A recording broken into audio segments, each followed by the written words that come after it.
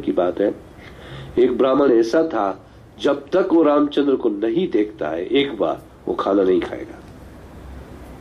उसने सब व्रत लिया था, और अगर रामचंद्र बाहर गए अयोध्या के, तो एक वीक के लिए वो नहीं खाएगा। मरने के लिए तैयार हो जाएगा, पर वो खाना नहीं, मुंह में नहीं डालेगा। उसने ऐसा नियम लिया था। ये प्रभा जी कथा कहते हैं, एक बार क्या हुआ कि लक्ष्मण को पता चल गया, लक्ष्मण राम जी से ज्यादा दयालु है, दिखते हैं गुस्से वाले, मगर एक्चुअली उल्टा है, बहुत ही दयालु है। वही लक्ष्मण नित्यानंद बनते हैं और बलराम जी बनते हैं। तो लक्ष्मण ने राम जी को कहा कि तुम्हारा एक ऐसा भी भक्त है, मीन्स तुम्हारा एक सिटीजन ऐसा है, तुम्हारे को देखने के बिना नहीं खाता है। तो रामचंद्र ने कहा ठीक है, इसका उपाय मेरे पास है, एक मूर्ति बना दो सीताराम की, उसको दे दो। जब मैं ना हूं तो सीताराम की मूर्ति देखे उसको खा सकता है। और बहुत साल तक वो जिया। फिर वो मूर्ति हनुमान जी को दी, सॉरी ये मूर्ति फिर लक्ष्मण को मिली, लक्ष्मण ने फिर हनुमान जी को दी, फिर हनुमान जी ने उड़ीसा में दिया, अब भी वो मूर्ति है। सोचो, अब भी वो सीताराम की मूर्ति अब भी तक है, इतने हजारों हजारों साल तक। तो प्रभा जी बोलते हैं ये मूर्ति की इतनी ताकत होती है। ये मत सोचो कि ये पत्थर की बनी है या ये कोई स्टैच्यू है।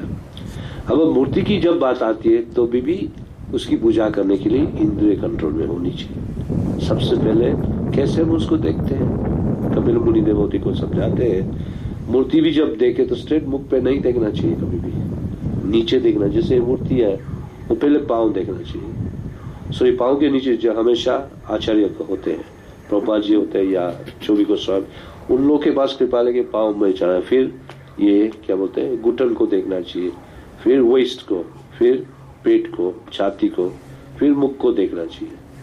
ये सिस्टम होता है दर्शन करने का। हम लोग में से कितने ये सिस्टम फॉलो करते हैं? है कोई? हाँ, वो माता जी करती है, वेरी गुड। इसको मर्यादा कहा जाता है, इस मर्यादा को नहीं छोड़ना चाहिए।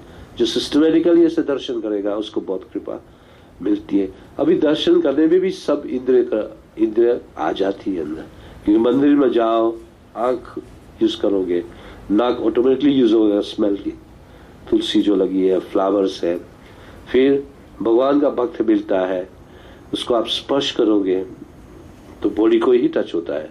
सब इंद्रिय भक्ति में आ जाती है। इसलिए प्रभा जी बोलते हैं सुबह की जो मंगल आरती होती है कंपल्सरी सबको अटेंड करना चाहिए। ये सेम रूल है एनी इस्कॉन टेम्पल, कोई भी इस्कॉन टेम्पल में जाओ ये रूल ऑब्जर्व करना पड़ता है, क्योंकि उसमें 5 वस्तु होती है जो महाप्रभु कहते हैं आर्च, श्रद्धा, आर्च, सेवा। श्रद्धा के साथ आर्च की सेवा हो जाती है, आर्च का मतलब मूर्ति की सेवा होती है। फिर डिवोटी डांस करते हैं तो डिवोटी का संग होता है, जप करते हैं, कीर्तन करते हैं, भागवतम पढ़ते हैं तो डिवोटी संग हो जाता है। फिर जहाँ मूर्ति होती है वो मथुरा कहा जाता है, क्योंकि भगवान वहां प्रकट हुए हैं, मथुरा हाउस हो जाता है। भागवतम भी सुनना मिलता है। और 5वां क्या हुआ? चांटिंग, कीर्तन। ये 5 वस्तु मंगल आरती में ही हो जाती है। सुबह से मंगल आरती से भागवतम क्लास की एंड तक या प्रसाद तक, ये सब वस्तु उस 5 वस्तु, ये 5 वस्तु अगर कोई व्यक्ति करे नियम से, सिर्फ 6 महीना वो जीवन भर डिवोटी बनेगा। सिर्फ 6 महीना, ज्यादा नहीं, ओनली 6 months। फिर भी हम डिवोटी क्यों नहीं बनते हैं? क्योंकि हम इंद्रिय को कंट्रोल करने का प्रयास नहीं करते हैं। और इंद्रिय कब बिगड़ती हुए आगे समझाते हैं। सबसे पहले कहते हैं प्रायश्चित करने के बाद कि जब हम मनुष्य देह मिला है तो जरूरी है हमें तपस्या करना चाहिए। तपस्या का मतलब कंट्रोल। तपस्या का मतलब व्रत नहीं होता है, लोग सोचते हैं व्रत करना, नहीं।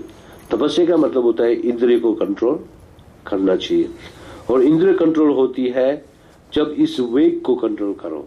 इसलिए प्रभुपाद जी ने 4 नियम दिया है। मांसाहार नहीं करना चाहिए, पराई स्त्री का गमन नहीं करना चाहिए, नशा नहीं लेना चाहिए, और जुआ नहीं खेलना चाहिए या ब्लैक मार्केट स्मगलिंग। ये 4 पाप से बचोगे तो आप भक्ति में प्रवेश।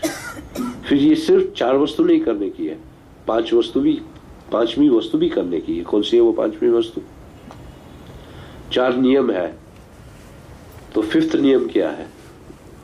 4 रेगुलर प्रिंसिपल्स है, तो फिफ्थ कौन सा है? 16 माला का जाप। ये फिफ्थ नियम। भक्ति में प्रवेश करने के लिए अगर आप 16 माला भी जाप करोगे, 4 नियम नहीं पालोगे, ऑटोमेटिकली उस 16 माला से वो 4 नियम अपने आप कंट्रोल हो जाएंगे। तो 4 नियम से उत्तम नियम है 16 माला का जाप। हरे कृष्ण कृष्ण कृष्ण हरे हरे, हरे राम राम राम। वो भी एक गुरु के माध्यम द्वारा, गुरु के नीचे रह के, इंडिपेंडेंटली नहीं। जैसे हम लोग सब एक ही गुरु की शिक्षा लेते हैं, वो है श्री प्रभुपाद जी, ठीक है ना। फिर जब दीक्षा लेते तो वो हमारे दीक्षा गुरु, वो शिक्षा गुरु हमेशा एक ही रहता है, और उसका जो रिप्रेजेंटेटिव होता है वो अलग भी हो सकते हैं, हजारों शिक्षा गुरु भी हो सकते हैं। दीक्षा गुरु एक ही होता है, वो आगे समझाएंगे। तो सबसे पहले कहते हैं पहली इंद्रिय कौन से है? वाचो वेगम। वाच का मतलब है स्पीच, बोलते हैं। तो यह एग्जाम्पल दिया है मेढक का मतलब जानते हो? फ्रॉग, सुके गुजराती में डेटकू। जो फ्रॉग ज्यादा बोलता है तो नाक को पता चलता है कि ये फ्रॉग यहाँ है, वो आके उसको खा जाता है। तो जो ज्यादा बोलता है उसका मृत्यु जल्दी नजदीक आ जाता है, इसलिए ज्यादा बोलना नहीं चाहिए। प्रभुपाद जी बोलते हैं इंडिया में लोग मौन व्रत रखते हैं। मौन का मतलब, मौन बाबा भी होते हैं जो कुछ नहीं बोलते, और जब खाना है तो क्या कहेंगे? मीन्स अदर बोलते हैं। ये मौन व्रत किसी को काम आने वाला। मौन व्रत का मतलब है मत बोलो, मगर बोलना है तो कृष्ण के लिए बोलो, नहीं तो मत बोलो। इसलिए हमारे को जप माला इसलिए दी गई है कि हमारा मुंह बंद रहे, और अगर चालू भी रहे तो हम सिर्फ कृष्ण का नाम लें।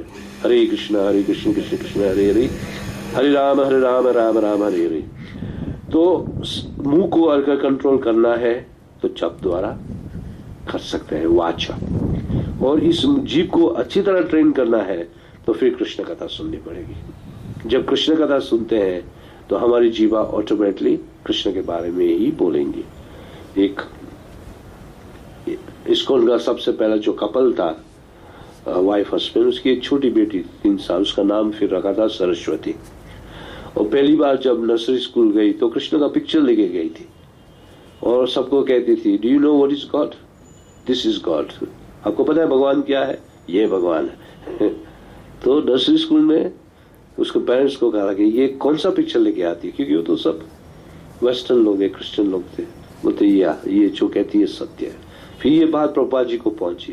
प्रभुपाद जी ने बोला, देखो अब ये वाणी यूज करती है प्रीचिंग के लिए। इतनी आयु में उसने प्रीचिंग शुरू कर दिया है।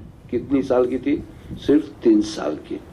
अभी सोचो, हम भी अगर दूसरों को ये सुनने के बाद अब दूसरों को कहेंगे, इसका मतलब हमारी जीभ को हम अच्छी तरह यूज किया है। तो सबसे पहले जीभ का कंट्रोल करना है। सेकंड, मन। तो मन की जब बात आती है, मनो वेग, मन का वेग कंट्रोल करना है। मन जो है, आप देखना, ये हमारे हिंदू भाई में तो सबसे बड़ा कॉमन है। अगर आप पूछोगे माला करते हो? हाँ करते हैं, मगर बंद कर दिए। क्यों? हमारा मन कंट्रोल में नहीं है। अरे तुम्हारे को माला करने के लिए कहा है कि मन कंट्रोल करने के लिए कहा है? तो उसका जवाब उसके पास होता। प्रभुपाद जी बोलता है कि मन कंट्रोल हो या ना हो, तुम्हारा एक काम है नाम गिनना। एग्जाम्पल देते हैं कि जैसे कोई व्यापारी हो, उसको जब पैसा मिलता है वो गिनता है। ऐसा वो गिनेगा और फोन में बात भी करेगा। वो शायद दूसरा भी बात, वो 3-4 कार्य एक साथ में, और फिर भी उसका उसका काउंटिंग परफेक्ट होता है। इसी तरह ये नहीं कहते हैं कि मन कंट्रोल में नहीं है तो जप नहीं करो। तुम्हारा काम है जप करो। हमारे आप में से कोई जैन नहीं है ना? इधर है कोई जैन? है? बुरा मतलब। तो एक बार हम शमशान में गए थे, कोई जैन को है, कोई ऑफ हो गया था। तो उन लोग का जो बड़ा था बोलते है कि नौकार मंत्र गणवानु चालू करो। गणवानु मीन्स गिनना शुरू करो। गिनना मीन्स काउंट करना शुरू करो। मीनिंग तो वही होता है, मगर वो व्यापारी भाषा है, क्योंकि मेजोरिटी जैन्स व्यापारी होते। तो हमारा काम भी यही है कि हमारे को नाम गिनना चाहिए, वो भी 16 माला गिन के करना चाहिए। 16 माला तो बात रहने दो, एक मंत्र भी 16 नाम भी गिनना चाहिए।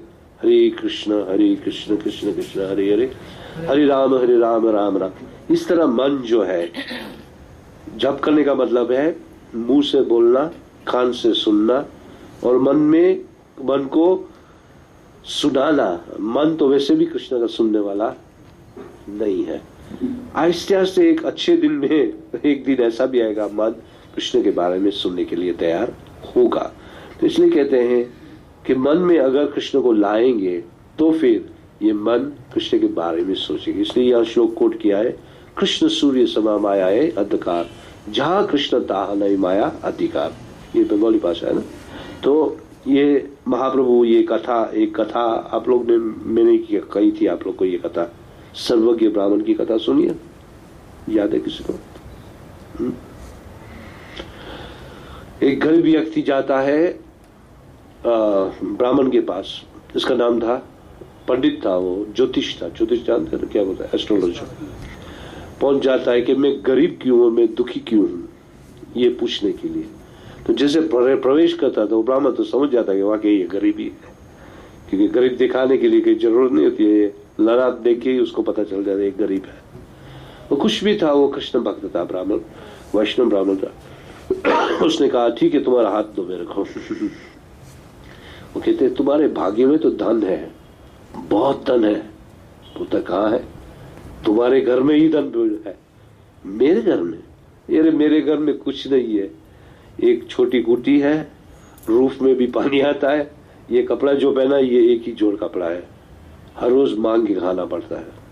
बोलते नहीं, अगर तुम चाहोगे तुम्हारे घर में धन है मगर क्या बोलता है गाड़ा हुआ है, मीन्स हिडन, और अगर खुदोगे तो निकलेगा धन, वो भी थोड़ी मेहनत करने से। तो बहुत खुश होता है, तो खड़ा होता है, बोले पहले बैठ। मैं जहां कहूं वहां तुम डिग करना, नॉर्थ साउथ क्या बोलते हैं, उत्तर दक्षिण पूर्व या पश्चिम। अगर गलत जगह में करोगे तो खतरा है। साउथ से शुरू करते हैं। अगर साउथ का ये कथा याद आई कि भूल गए? हाँ आती है यार? जो नहीं सुने दोबारा सुन ले, सुनिए तो दोबारा सुन ले। साउथ का मतलब है अगर साउथ में खोदोगे तो वहां बिच्छी है, तो तुम्हें डस लेगा, तुम्हारी मृत्यु हो सकती है। नॉर्थ में खोदोगे तो नाग है, वो चेयर मीन्स वो डसेगा तो मृत्यु सावधान, निश्चिंत मृत्यु। वेस्ट मीन्स पश्चिम में प्रेत है, अगर वो प्रेत तुम्हें डस लेगा तो जीवन भर तुम पागल हो जाओगे। बाकी रहा ईस्ट, अगर ईस्ट में थोड़ी खुदाई करोगे तो इतना सारा धन निकलेगा। वो तो बहुत खुश हुआ, बोलते नहीं पहले डायरेक्शन का मीनिंग समझो, क्या जल्दी क्या है। फिर वापस उसको बिठाते। साउथ का मतलब है कर्मकांड। अब देखना मेजॉरिटी हिंदू लोग हैं वो कर्मकांड में ही होते हैं, इसकी पूजा करेंगे उसकी पूजा करेंगे, और कर्मकांड गलत नहीं है। व्यास जी ने इसलिए रखा है कि हम हमेशा धर्म की तरफ आकर्षित हो। अगर कुछ ऐसा लालच नहीं रखा तो हम कोई धार्मिक नहीं होते। इसलिए पूरे वर्ल्ड में हिंदू लोग सबसे ज्यादा धार्मिक होते हैं, क्योंकि वो सेक्शन रखा है कर्मकांड। वेद में 3 भाग है, कर्मकांड, ज्ञान कांड और उपासना कांड। तो कर्मकांड का मतलब है अट्रैक्शन दिया गया, ये पूजा करने से ये मिलेगा, वो देवता को प्रसन्न करने से ये मिलेगा, वो मिलेगा। इसलिए मेजॉरिटी हिंदू लोग इसमें ही रह जाते हैं कर्मकांड। मगर ये मनुष्य देह की कीमत वो नहीं करते। कर्मकांड ये मनुष्य देह के कर्मकांड के लिए नहीं दिया गया है। एक्चुअली कर्मकांड तो सिर्फ फर्स्ट स्टेप है, उसके आगे बढ़ना चाहिए। तो कहते हैं कर्मकांड का मतलब जैसे आप घर में पूजा रखो, यज्ञ रखो, हवन रखो, और अंत में आप ब्राह्मण को दक्षिणा देते हो ना, सोचते हो कि आप भगवान को खरीद सकते हो। भगवान को खरीद नहीं सकते दक्षिणा देने से ब्राह्मण को, वो तो सिर्फ एक फी होती है, उससे भगवान नहीं मिलता है, तुम्हें सुख मिलता है। और सुख जितना कर्मकांड करोगे उतना ज्यादा मिलता है। और कर्मकांड का मोस्ट फेमस डिवोटी है दक्ष। दक्ष का नाम सुना है? दक्ष है पार्वती के सती के पिता, ठीक है ना। सती कौन है? शिव जी की पत्नी, महादेव जी की वाइफ। उसको दक्ष कहा जाता है, और संस्कृत मीनिंग दक्ष का होता है एक्सपर्ट।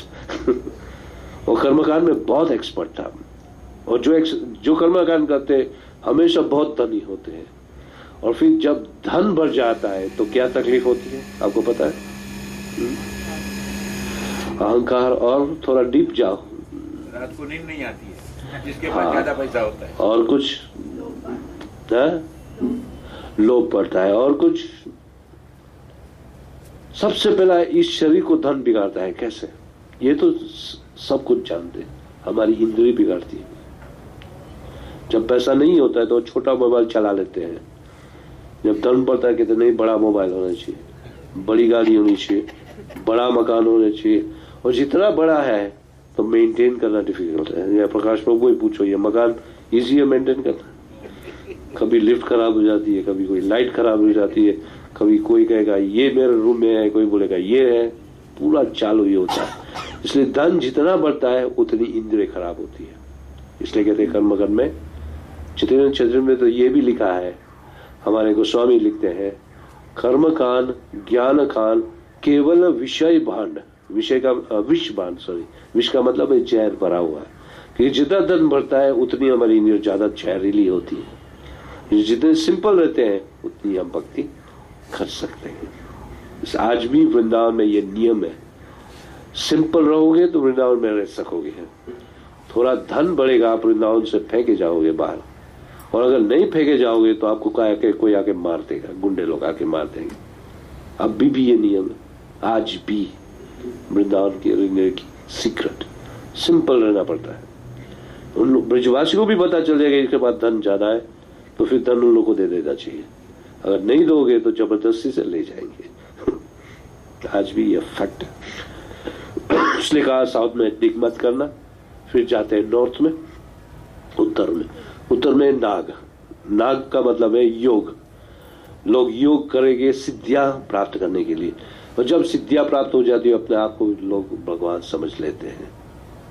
और मूर्ख लोग ऐसे भी होते हैं कि कोई सिद्धि दिखाते तो कहते नहीं ये भगवान है, हाथ में से कुछ ऐश प्रोड्यूस कर ले, क्या बोलते हैं, राख प्रोड्यूस कर दे, कुछ गोल्ड प्रोड्यूस कर दे, सोचते अरे ये तो भगवान है। लोग भी मूर्ख है, जो मूर्ख होते हैं उन लोग का भगवान भी मूर्ख होता है। तो ये योग नॉर्थ इसलिए रिजेक्ट कहा जाता है कि जब कोई सिद्धि प्राप्त करता है तो उसके सामने उसका कॉम्पिटिटर भी तैयार होता है, कंपटीशन होती है। एक नाग दूसरे नाग को खा जाता है। आप देखना कि नाग सबसे ईर्ष्यालु जीव है। जो दूसरे नाग ऐसा होता है अपने बच्चे को भी खा लेता है, दूसरों की बात रहने दो। तो योग का मतलब है एक योगी दूसरे योगी को डिस्ट्रॉय करेगा। तो योग में मत पड़ना। अभी कहते हैं वेस्ट, वेस्ट का मतलब है पश्चिम, जिसको कंपेयर किया जाता है ज्ञान से, कि अगर ज्ञान में भी आप डूब जाओगे तो पागल हो जाओगे। पढ़ते रहो मगर भक्ति नहीं करो तो क्या होगा, अंत में पागल हो जाओगे। इसलिए आपने देखना ये यूनिवर्सिटी प्रोफेसर होते हैं, साइंटिस्ट, वो थोड़े आधे तो पागल होते ही हैं, और बहुत वो नहीं होते, नॉर्मल लोग नहीं होते, थोड़े क्रेजी होते। इधर कोई प्रोफेसर नहीं बैठा है। तो इसको वेस्ट कहा जाए। अभी बात रही ईस्ट। तो ईस्ट की क्या खासियत है? सूर्य सिर्फ एक ही जगह से निकलता है। कहां से? ईस्ट। इसलिए ये श्लोक उधर कोट किया गया, कृष्ण सूर्य समा माया है अंधकार, जहां कृष्ण तहां नहीं माया आदि का। जब कृष्ण प्रवेश करता है मन में तो फिर किसी माया को प्रवेश करने की क्या बोलते हैं, इजाजत नहीं है। कृष्ण हमेशा तुम्हारे को तेजस्वी रखेगा। तो ये कोट करते हुए कहते हैं कि कृष्ण तो सूर्य जैसा है, तो कृष्ण को हृदय में सवई मना कृष्ण पदार बिंदयो। अम्बरीश महाराज हमेशा कृष्ण का चिंतन करते थे। और ये प्रार्थना भागवत गीता में 2 बार कोट किया है प्रभुपाद जी ने। अभी तीसरा आता है एंगर। एंगर का मतलब है क्रोध। क्रोध को वश में करना है तो क्रोध को आपको कृष्ण सेवा में यूज करना चाहिए। 2 एग्जाम्पल दिया गया है, एक चैतन्य महाप्रभु का और एक हनुमान जी का। जब निताई को जगाए मगाए मारते तो महाप्रभु सहन नहीं करते, क्रोध उत्पन्न होता है।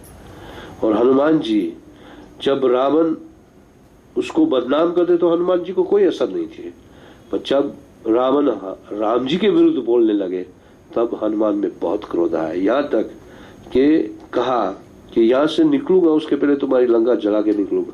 याद रखो वो पूरी लंका जला के ही निकला, सिर्फ अशोका वाटिका और विभीषण का घर के अलावा पूरी लंका जला दी। उसके बाद वो उड़ गए। और ये सुनने के बाद राम जी बहुत खुश हुए कि ये बहुत अच्छा काम करके आए। तो क्रोध क्या बोलते, स्वाभाविक है हम क्रोध हो सकते हैं, मगर फिर भी क्रोध तब यूज करना चाहिए जब जरूरी है। जैसे अर्जुन को भगवान कहते हैं युद्ध करो, और युद्ध में क्रोध करना पड़ता है। उस समय अर्जुन क्या कहता है, युद्ध नहीं करो, फिर भी भगवान क्या कहते हैं, करो, क्योंकि तुम युद्ध भूमि में हो। और अर्जुन सोचता है नहीं मैं एक संन्यास लेके चला जाऊंगा। बोलते कितने दिन तक तुम्हारा नेचर ही है युद्ध करने का, तुम आओगे वापस और वापस युद्ध करोगे। इसके बदले तुम्हारा ये छोड़ दो, ये शौक मोह छोड़ के, शौक मोह छोड़ के हथियार उठाओ और युद्ध करो। तो क्रोध। फिर आती है टेस्ट, ये क्या बोलते हैं, जीवा। जीवा जो है वो स्पीच जैसी डेंजरस है, क्योंकि जीभ को हमेशा स्वादिष्ट वस्तु चाहिए, टेस्टी टेस्टी आइटम।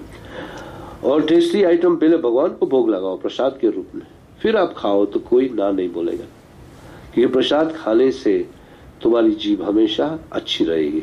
मगर प्रसाद के अलावा जो भी खाओगे तुम्हारी जीभ खराब होगी। लोग क्यों रेस्टोरेंट में खाने जाते हैं, क्योंकि लोग को सोचते हैं कि मेजोरिटी रेस्टोरेंट में प्योर वेजिटेरियन खाना अभी भी नहीं मिलता है, क्योंकि वो लोग ऑनियंस डालते हैं, क्या बोलते हैं, प्याज, ठीक है ना, और सोचते हैं कि ये ऑनियन से इसलिए बहुत टेस्टी होता है। एक्चुअली टेस्टी नहीं होता है, वो पूरा टेस्ट खराब करता है। मगर वो सोचते नहीं ये खाने से हमको टेस्ट मिलता है। मगर भगवान का प्रसाद में ऑनियन नहीं होता है, ना तो गार्लिक होता है, सिंपल खाना होता है और स्वादिष्ट होता है। आज भी आप जगन्नाथपुरी में जाओ, उस प्रसाद को आज भी खाओ तो उसके जैसा प्रसाद का कहीं भी नहीं मिलेगा।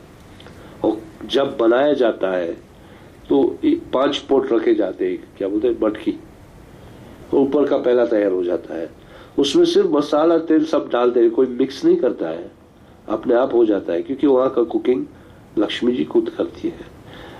तो इधर भी जब हम भोग लगाते तो ये टेस्ट बेस्ट नहीं करना चाहिए। भावना से अगर खाना बनाओगे तो अपने आप टेस्ट हो जाता है, और जब भगवान टेस्ट करते हैं तो बहुत टेस्टी हो जाता है, वही खाना चाहिए। अगर प्रसाद नहीं है तो बेटर व्रत रखो, नहीं खाओ। इस तरह जीवा कंट्रोल हो जाती है। जब प्रसाद कंट्रोल होता है ऑटोमेटिकली पेट कंट्रोल होता है, और जब पेट कंट्रोल होता है तो जद इंद्रिय भी कंट्रोल हो जाती है। अभी ये कमेंट्री थी प्रभुपाद जी की। अभी अनुव्रति का मतलब है, भक्ति सिद्धांत कहते हैं किस कंट्रोल करने की बात है। सबसे पहले स्पीच की बात बोलते हैं कि कभी भी मायावाद लोगों को मायावादी से सुनना नहीं चाहिए। मायावादी होते हैं ना, मायावादी से दूर रहना चाहिए, चिप को कंट्रोल करना।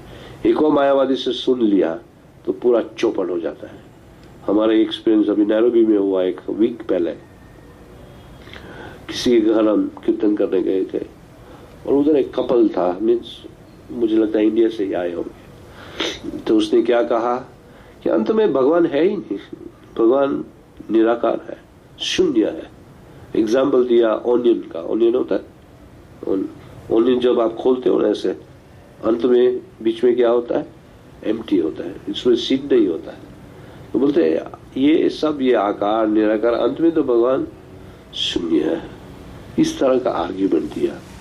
फिर आगे ये भी कहा एंड में तो हम सब अगर है भी तो उस शून्य में हम मिल जाते हैं। अब जब हम प्रपाज मंत्र पढ़ते हैं तो सेकंड लाइन क्या कहती है, नमस्ते सरस्वती देवे गौरवाणी प्रचारिणे निर्विशेष शून्यवादी पाश्चात्य देश धारिणे। निर्विशेष और शून्यवादी को बचाने के लिए प्रभुपाद जी इधर आए, क्योंकि आज इंडिया भी मेजोरिटी लोग या निर्विशेष है या शून्यवादी है। भले इतने सारे मंदिर है, इतनी भक्ति है, ऐसा लगता है भक्ति, एक्चुअली भक्ति नहीं है। अगर है तो आपको हार्डली कोई हिंदू भाई मिलेगा जो तुम्हारे को भगवद गीता अच्छी तरह समझा सकेगा। हाँ, भगवद गीता को रिस्पेक्ट जरूर करते हैं, मगर पढ़ते नहीं है, ना तो फॉलो करते हैं। इसलिए प्रभुपाद जी ने क्या कहा, मायावादी लोगों से थ्रू मायावादी भाष्य सुनिए, हई सर्वनाश। एक और मायावादी को सुन लिया तो तुम्हारी भक्ति चौपट हो जाएगी। अभी सुनो, जैसे एक एग्जाम्पल में हम आपको इस तरह स्लॉम कर दें। आप में से कोई बाहर जाए तो कहेंगे आप कहाँ गए थे, हाँ वहां प्रकाश के वहां ऊपर, क्या करने के लिए गए थे, कृष्ण भक्ति के लिए, कृष्ण कथा।